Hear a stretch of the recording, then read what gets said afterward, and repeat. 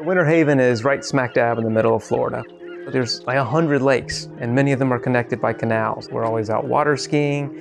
Yes, there's gators in the water, but nobody cares. They really don't bother you. Gene was, I think, very responsible for bringing a different layer of culture into Winter Haven. That's what Double T wants to do as well. We want to perpetuate that excitement about bringing in creative energy into Winter Haven. My name is Max Strang. I'm an architect. Our firm is based in Miami, Florida. We have offices in Sarasota and also in Winter Haven, which is where we are now. Today we are at the Gene Leedy house in Winter Haven, Florida. It was designed in '56, completed in '57. There's about 10 homes in this neighborhood, and the house is really tiny. It's only 1,100 square feet. I grew up in a Gene Leedy house. The Leedy family was close friends of my family. So growing up, I was just surrounded by great architecture. It was just really an amazing experience being surrounded by quality design from birth on up. Paul Rudolph is the name most often associated with the Sarasota School of Architecture. And a lot of people think that his best work was actually in Sarasota. It was lighter, more delicate. Eventually, Paul Rudolph would go on to become the Dean of Yale. He established a practice in New York City. Beyond Rudolph, there was this group of other young architects practicing in Sarasota. Gene Leedy was one of them. In fact, Gene Leedy was Paul Rudolph's first employee. There's always been this strong connection with Gene Leedy, Sarasota School of Architecture, and Paul Rudolph specifically. In 1954, I think Gene felt that Sarasota was a little crowded, maybe too many architects per capita there, and he had a commission here in Winter Haven, the Sparrow residence. And that was his first job in Winter Haven. He fell in love with the place. He always said he wanted to be a big fish in a little pond. Winter Haven fit that bill. And at the time, Winter Haven was surrounded by citrus trees, all these freshwater lakes, beautiful community. And he established his practice here. Originally, there were 10 homes built, and this is one of them. And Gene, I'm not sure if he had a deal with the developer, but he got one of the first homes within that community. And today, the Craney Spec Home neighborhood is on the National Historic Register. Gene Leedy is synonymous with Winter Haven. And over time, his designs came from this light, delicate type of construction, which you see around us here, with these Craney spec homes and his own residence, to buildings with a lot more permanency. You know, he took those tiny little wood post and beam homes, surrounded them with concrete blocks, courtyards. They have much more of a permanence to them now. But as his commissions got bigger and his clients got bigger, he started experimenting with these precast concrete elements. So to a large degree, he left the wood behind and he really embraced concrete, and specifically the Double T. The Double T is this amazing piece of engineering and architecture that could achieve very long spans in a very economical way. And he started using this for his office buildings, for larger residences. In fact, his office building, built in '64, was considered the first entirely precast office building in the world. I had the good fortune of growing up in a Leedy house. My parents were good friends with the Leedys at the time.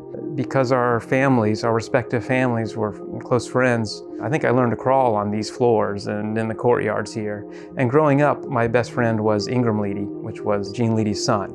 Not only was I just exposed to the architecture, I was just exposed to the lifestyle and the history lessons that I would get of architecture.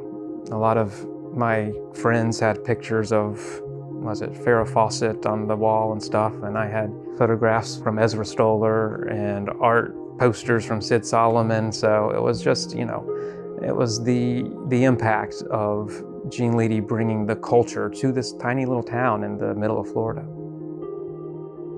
Gene and the other Sarasota School architects, they were definitely impacted by, say, the case study houses going on in California, and there were only a few architectural magazines at the time, and there was a lot of just influences coming in. But what Gene did so beautifully here is adapt the universal style for a home to fit this climate and this site.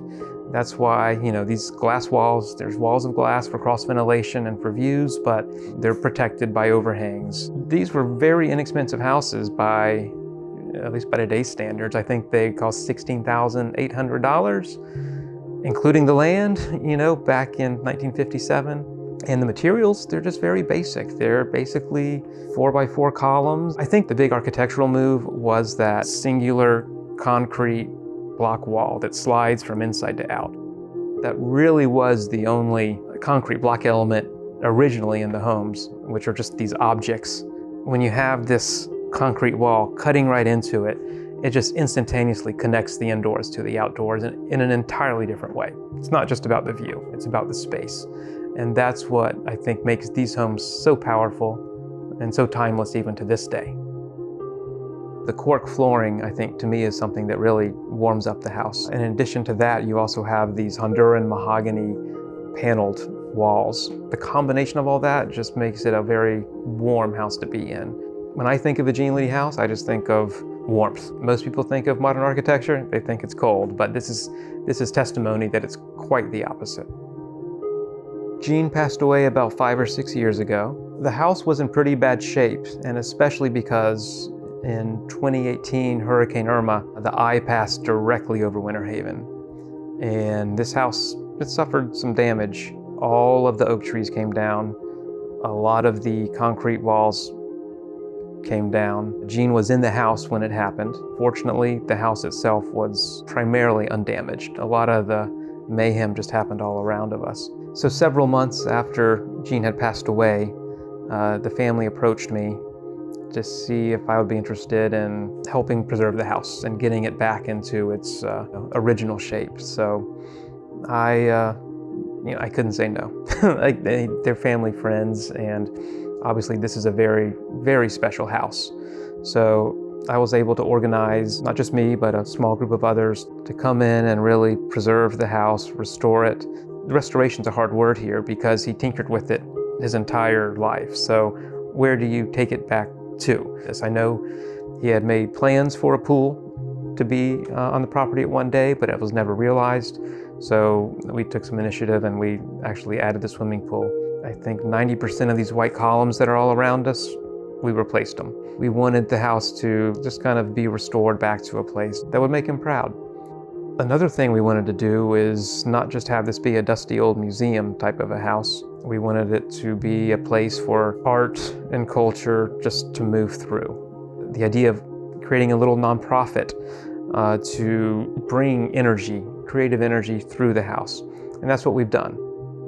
Last year, we formed a nonprofit organization called Double T. And Double T's mission is to continue the legacy of Gene Leedy and infuse a lot of creative energy through not just the house, but the office as well. We can do that through artists in residence, scholars in residence. We've had a series of design salons already. And what's fascinating is at our first design salon, you look around the room and there's people from Miami, from Tampa, from Orlando, from Sarasota, from Jacksonville. I mean, it was very rewarding to see the amount of people that appreciate not only Gene's legacy, but this little house.